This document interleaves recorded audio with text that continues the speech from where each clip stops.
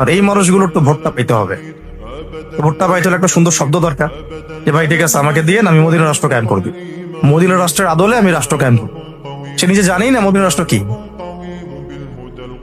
Medina রাষ্ট্র মানে হচ্ছে এমন একটা রাষ্ট্র যে রাষ্ট্রে মুসলমানরাও আছে, ইহুদিরাও ছিল, কিছু খ্রিস্টানও ছিল, কিছু পৌত্তলিকও ছিল, কিছু কিছু।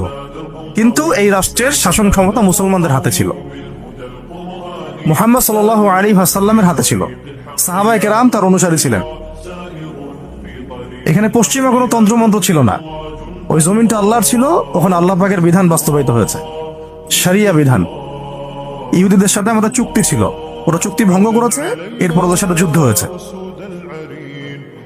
মদিনা রাষ্ট্র মানে এখানে সুদ ভিত্তিক কোন অর্থ ব্যবস্থা থাকতে পারবে না, মুসলমানদের ক্ষেত্রে অন্তত না।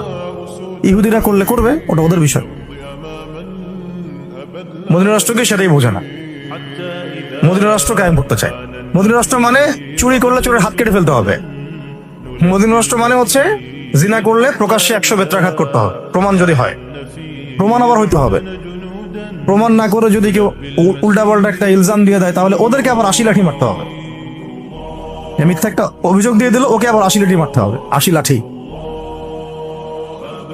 মদিনা রাষ্ট্র মানে হচ্ছে ব্যভিচার হইলে রজম, মদপান হইলে বেত্রাঘাত।